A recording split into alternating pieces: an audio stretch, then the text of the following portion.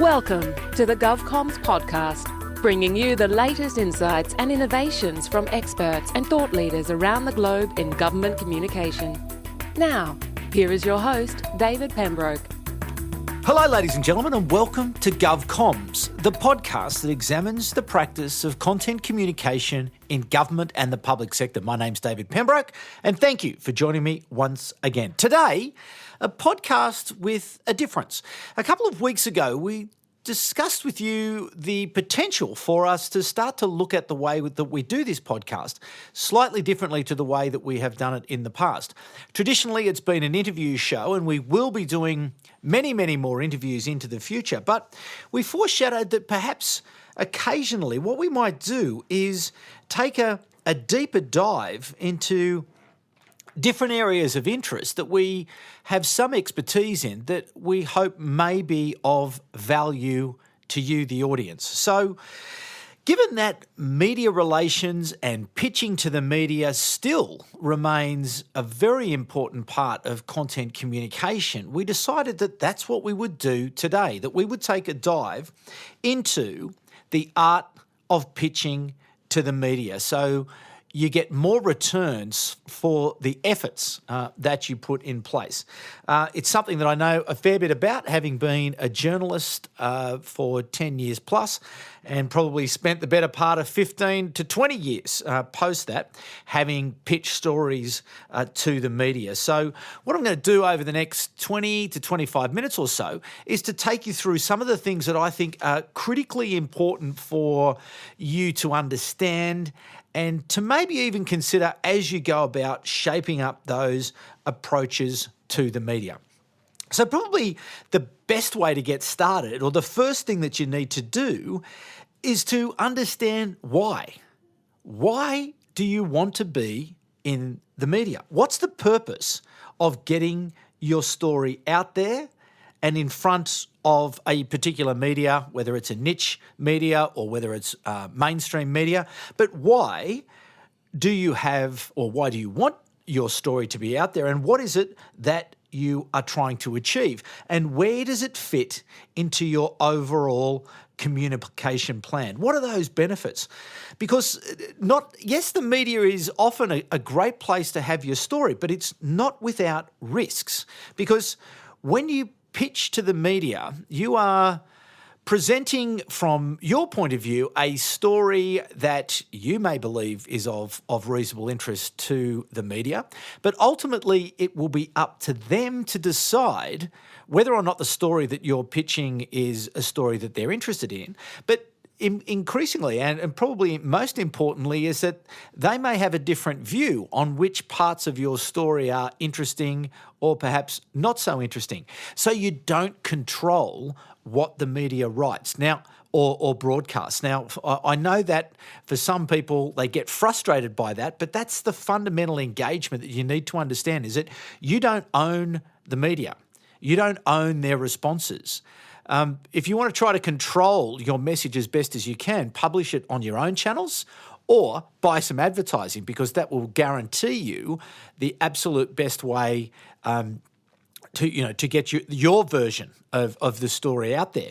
But if you engage with the media, obviously it's a more credible environment for your story. And if you can shape a way to get into the media, it obviously is very powerful. And depending on what the media is and to which audience they're serving, it could be a very large audience, or it could be a very important audience, but a smaller audience. So it's not a controlled environment. And so all you can do is put forward your best possible presentation of your information and really to be as persuasive as you possibly can. But to understand also, as I say, there are some risks. So that's something really right off the bat that you do need to understand, that there are risks, and if you're prepared to take those risks, what might they be, and how might you best manage those risks as part of your presentation of that story. So knowing your purpose, knowing why you want to be there in the first place, what it is that you're hoping to achieve, and where does it fit into your overall plan. Because the thing is about engagement with the media is that you really don't want it to be a one-off. that's not going to work for you. If you think that, okay, we're going to get this story into the media and then I'm not going to have too much interest beyond then, that's really not going to help you. You really need to start to look at a way of looking at a media plan that is going to get you into the various radio programs or newspapers or niche blogs or television programs that you really want to be a part of over time. It can't be a sort of run and done or done once. So really it's about that longer term agenda setting and where does it fit as part of your overall communication plan. So that is a key point to understand, that the media really is just another channel. It's an important channel, but it's just one of the many offline and online channels that you have to tell your story. Certainly in isolation, I don't think it's particularly useful, but as part of a well-considered, longer-term storytelling channel, very useful, very powerful, and certainly one worth pursuing for most people. So we know our why, we've understood the risks and we're prepared to take those. So what do we do then? How do we start to shape this together? Well, we've got to do a bit of research before we start just blasting out media releases to any sort of indiscriminate list that may have arrived. We've got to understand the purpose of why we're there, understand those risks, understand the benefits, but then we need to really understand, where is this going to work? What are the media that could potentially be interested? And who are the reporters who are likely to be interested in the stories that we want to be putting together? Because that's really important as well, is that you don't just try to get it out to everybody or send it out to the world and hope that it's going to be picked up, but really be targeted and really be thoughtful about where it is you want to place it and who you want to replace it, who you want to place it with. It's really important, I think, that you start again, with that lens of the longer term, not just, okay, I've got to get this story out today, I'll just send it anywhere and wherever it turns up, well, that's good enough. You want to be strategic, you want to look at it as part of your mix, and I think you want to start to try to understand where and with who you want to build those relationships with. Because it's interesting. Comms is a people business, and I think that there's real value in, once you've done that research and you've understood either the programs or the people that you want to engage with, that you reach out to them and maybe arrange a coffee or pick up the phone and have a conversation with them, because what you want to try to do is to understand what is of interest to that program, what is of interest to that reporter, and sit down with them and really be able to go through, where do they see the story and where are they likely to be more interested than less in terms of that engagement. So you really want to start to, from an early days to build those personal relationships, because in the media business, your reputation is everything, and you want to become known for someone who knows what a good story looks like in service of the audience that both the media and you are looking to engage with. But to build that relationship with the programs and the producers and the reporters, so as that when you ultimately do pick up the phone, they'll take your call, because they know that you don't bother them with dud stories, because they know that you've taken the time to reach out to them to understand what is it they're interested in, but then also looking at, okay, what's the best time to be talking to those people about a story? How do they like to get that information packaged to them? Do they like media releases or do they not like media releases? Do they want to get contacted by the phone or not by the phone? What time of the day do they like to be contacted? For example, calling a radio newsroom at the top of a clock is not much use to you because they're going to air. Same sort of thing with a radio program or even a television program where you know that they're in the middle of putting that program to air. That's not the time to be talking to them. So when you have those coffees and you have those conversations, just understand and be respectful of them, because in this day and age, Newsrooms are enormously busy places, and there is so much or so many people competing for a share of that very valuable audience that the media controls. And so there are so many other people who you're competing with to try to get your story up. So if you can spend the time and the effort to really get to know and understand the context of the world of that particular program or producer or reporter, and to be able to translate into the way that you pitch, you're going to have a much better chance of success because, again, you've taken the time to get to know them, you've tried to build a bit of a personal relationship, and you're not just going to be calling these programs or producers or reporters once. You're going to be, hopefully, calling them time and time and time again, because the deeper that you can create those relationships, the better that you're able to shape up a story that can then be pitched to them, the more likely it is that they will respond positively. Because the thing is that, reporters are people and they like to be treated with respect. And so make sure that you do it with that. But also, the other thing also is to get into those conversations around the audiences that they're serving and who do they see as their audience and what do they see that is of particular interest to that audience, so you can sort of share your views on what the audience might be interested and why the audience might be interested in your particular story. So really important to understand that, or work with them to understand and get that understanding of what the audience is looking for or what they believe the audience is looking for, and then to sort of cross-check with your understanding of what may be interested. Because again, you really want to be relevant. It's one of the key things about newsworthiness, but we'll come to that in a moment. So once we know that, so again, rolling through it again, we've got our purpose, we've got our why, we've understood the risks, we've reached out to understand the sort of environment with which we want to engage. So we know the programs, we know the reporters, we know they're interested. We've built a bit of a relationship with them. We've understood what their priorities are. We know what their day looks like.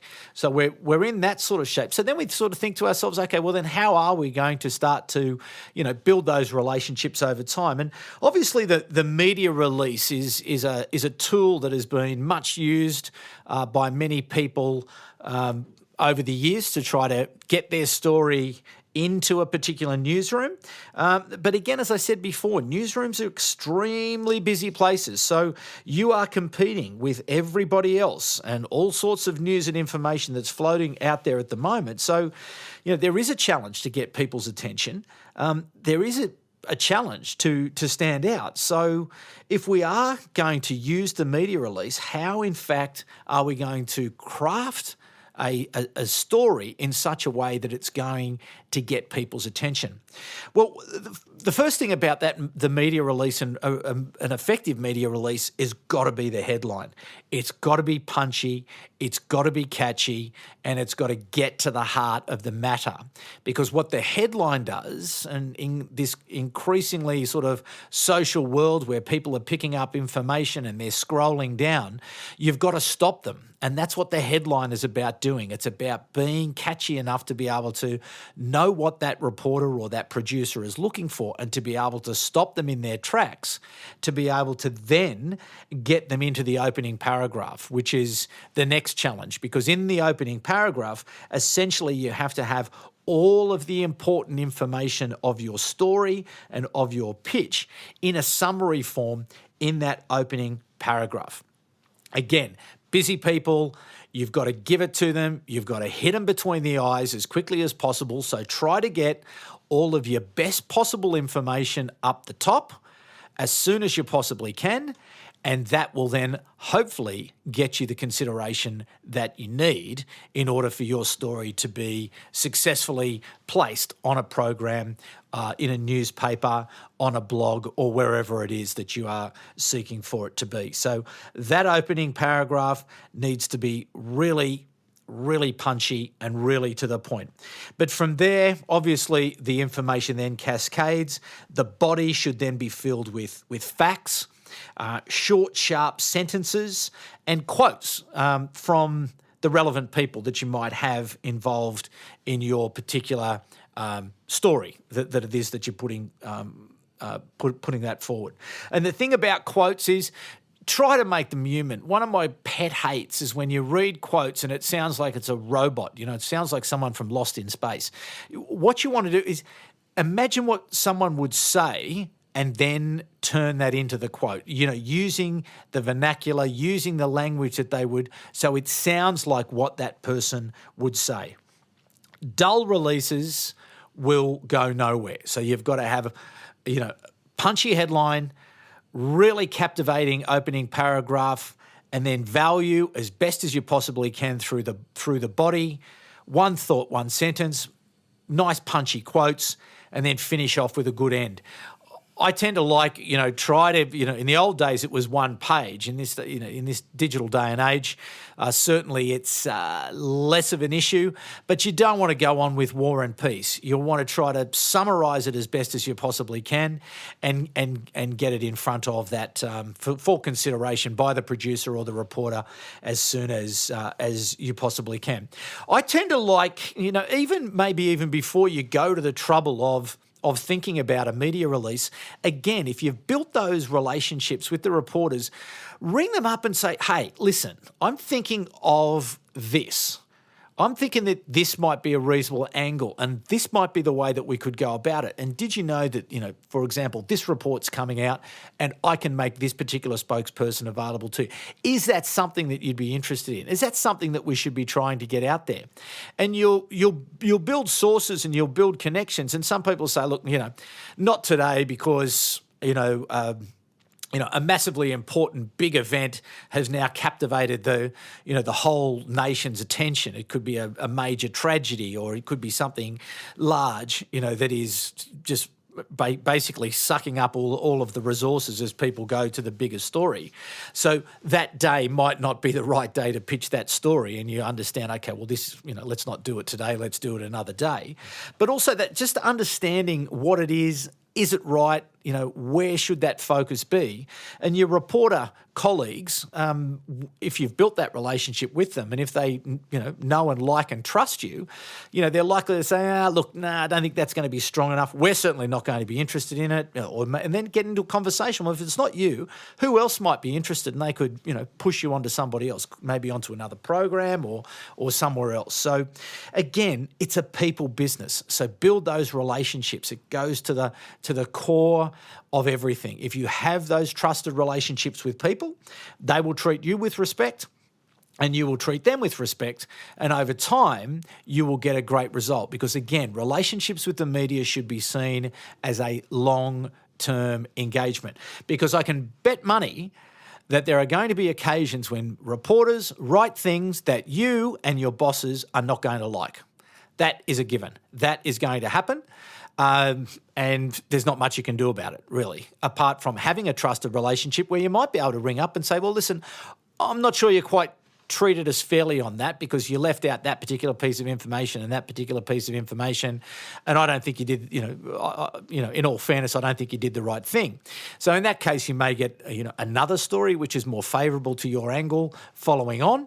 But again, if you've got that trusted relationship, if you can pick up the phone, then that's the best way to resolve it. Getting into blues with the media, it goes nowhere. I can tell you from long experience, if you get into an antagonistic relationship, particularly with people who have influence and have a pathway to your particular audience, well, you don't want to be antagonistic with those types of people. You really want to be able to shape with them the story that you're seeking to tell. So as it over time, you're able to tell that story. And again, I would emphasise this sense of media relations being over time and not just a one-off thing.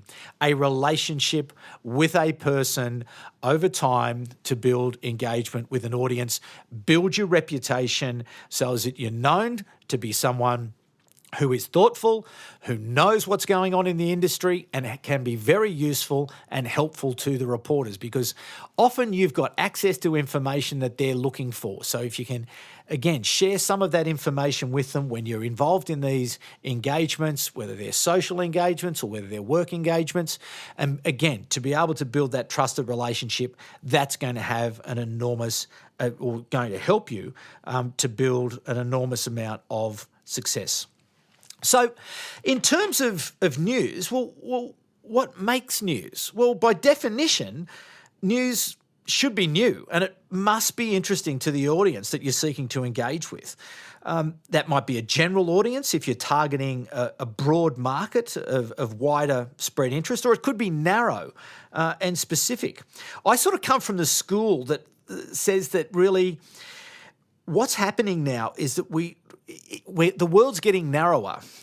This is as a relate of technology, because people can now choose to draw to themselves the information, the education, the entertainment that they want, and so that world is getting narrower and narrower. And so if we're going to participate and if we're going to gain a share of a person's time and attention, we have to be sort of relevant to a narrower niche audience that we're seeking to engage with. So we must make sure that our content is relevant and our story is relevant to those particular people. And the other thing is that what is happening with technology, or what has happened with technology, is not only the impact on people's behaviour, where we're getting narrower and narrower, and the sort of age of the broadcast era is finished, and we're getting into the narrowcast era. We're also getting into the era where technology has democratised the factors of media production and distribution. And there are so many more niche publications now that are out there because technology has made it so much more affordable to be the media, to be able to be a channel to a particularly influential audience. And it may only be a small audience, but it may be the audience that you want to get to. So there are often going to be lots of niche blogs out there, or podcasts, or other media channels that you can work with as well. So there's a lot of choice out there as to who you're going to be building those relationships with. And so to understand that you have to be relevant to the audience that you are seeking to engage with. But there are timeless news values, both for broad and for narrow audience. So to that first point, that news, it has to be timely. It generally has to be of interest at the time of publication. No one likes running old news or things that have been run before, or things where you're looking backwards. And again, through the 24-hour news cycle where things are moving quickly, and the media machine is moving so fast, it's chewing through news very quickly, which is good, because newsrooms are always looking for good, relevant, useful, timely information. But that also goes to another point, that you need to be aware, and you need to be on your game, and you need to be able to respond well and quickly when your time arrives, because there could be an event that takes place, and all of a sudden your particular story could be relevant because of the event that takes place inside that context.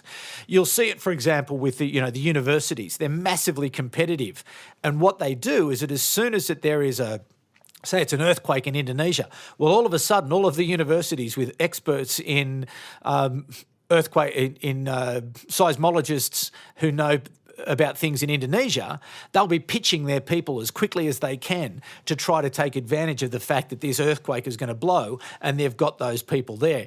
So you really have to have one ear out across your issue, and have your Google alerts set up so that you're seeing what that context is, so that timeliness and your responsiveness, particularly, as I say, in this faster moving world, you've got to be able to move quick. You've got to have your talent ready to go, and you've got to know that when your time is there, you've got to go fast, because somebody else may be trying to take that opportunity as much as you are. So the more responsive you can be, the better. News has to be relevant, and it has to be consequential. What is important to your audience? Reporters want to have impact, and if you present information that will add value to that audience, then they're likely to listen to you. News often is driven by proximity, things that are happening in your community of interest or in your geographic community. So that sense of localness, that sense of narrowness, that sense of community. So if you've got something to tell and that's the audience that you're pitching for, this notion of proximity and relevance to that audience is a timeless news value. So is prominence. News loves prominence. They love big names. So if you've got a big name, it'll help you to pitch that story just a little bit more successfully than you might be able to otherwise. News also loves the rare. They love the quirky and the novel and the unusual. Those sorts of things just appeal. Reporters are always looking for ways to get people's attention. And if you can come at your story in a slightly different way, it could be just a quirky news angle of some sort. It could be a person who's done something. It could be an achievement, an accomplishment. It could be a setback. It could be something that is so totally unrelated to what you would normally be pitching, but it's quirky, it's different, it's unusual, but again, it's got to be still of relevance and interest, but that works well. And finally, news loves people, loves human interest, loves the tragedy, loves the triumph, loves the setbacks, loves the accomplishments. So we're drawn to people like us succeeding and failing, going forwards, going backwards, those really human elements. So when you think about your story, facts and figures are important. There's no question about that. They all validate a position, but it's that emotional piece that the journo is looking for. They want to be able to move their audience, and they know that if they can get that human piece, if they can get that quirky angle, if they can get that relevance and that timeliness, things that are going to make that engagement, then that's going to help them. And that will make your story and your pitches a lot more newsworthy and really put you in a good position to get your story up there. So, how do we also, what are some of the other tips that I've got for you in terms of getting those stories up once you've considered those things? Well, you've got to have a picture in this day and age, or moving pictures if it's video. You really, we live in a world now of Instagram, of Facebook, television news. Everybody's publishing online, so imagery, whether it's a photo or a graphic or a video, you've got to have some sort of imagery to support your story. It's so increasingly important. Again, as I said before, someone of interest or prominence, if they will lend their credibility to your story, big names draw. So use that. Offering exclusives. Again, I think this is increasingly important because of the competitive nature of news. Reporters are the most competitive people on earth. They want things that others don't have. And if you can give them something that others don't have that is of relevance to their audience, then that's going to help you to build the audience with that person. But be careful, because there may be other reporters, and if they see that you are favouring one of their colleagues who tends to be getting these story drops more often than others, then that can lead to some tension as well. So understand, exclusives are not without risk. But they are a good way to get a story across, because if someone's got an exclusive, they're likely to give it a bit more prominence than they would than if it was just a general media release. I mentioned the importance of new research and interesting facts and statistics. They always help. Again, they can help you to tell your story. And that sense of being responsive. I mentioned that before about understanding what's going on in your world so as that you can be of use, of value. You can be helpful to the producers and the reporters who you are seeking to work with. So there you go. That's a sort of a cook's tour of all of the things I think that you need to be thinking about in putting your pitch together to the media. So just quickly run through it. Have a purpose. Why do I want to do this? If I don't have a good why, don't get started. And then what am I hoping to achieve from this? And do I understand the risks that are involved? If I deal with the media, I don't control it. If you want to control it, publish it on your own channels or buy some advertising, because that's the best way to control your message. Then understanding the story and the various elements of that story and doing your research to reach out and build trusted relationships over time with the reporters who are in your world, the producers who are in your world, who you want to build a relationship with over time. Media is but one channel of a broader content communication approach. It's a very, very important one because of the credibility that it can bring to your particular story, but understand that it's got to be built over time. These things don't happen quickly. Looking at your story, making sure that if you're going to use a media release, you've got a great headline, you've got a powerful opening lead paragraph, and then you're putting the nice quotes and short, sharp body paragraphs in there, and you're finishing hard with good contact details, and you're making sure that it's all spelt correctly, and you're really getting to the point and not wasting people's time. And then all of those other tips that I've just gone through in terms of timeliness and relevance and maybe an exclusive, getting someone of prominence involved, using imagery, all of those things will help with your pitch. So there you go. I hope you enjoyed that sort of walk down my views on how to be successful with the media. Good luck with it. I hope you're having a lot of success in telling the story of your government department and agency. We have such great stories to tell, and we shouldn't be shy in stepping back and being able to engage with the media, because government does so much great work around the world in terms of strengthening communities and improving the well-being of citizens. So we should really step forward as often as possible so as that we can explain just exactly what it is that we are doing in order to achieve that objective. So there you go. Okay, I will be back at the same time next week. Thanks very much for your company again this week. But for the moment, it's bye for now. You've been listening to the GovComms podcast. If you enjoyed this episode, be sure to rate and subscribe to stay up to date with our latest episodes.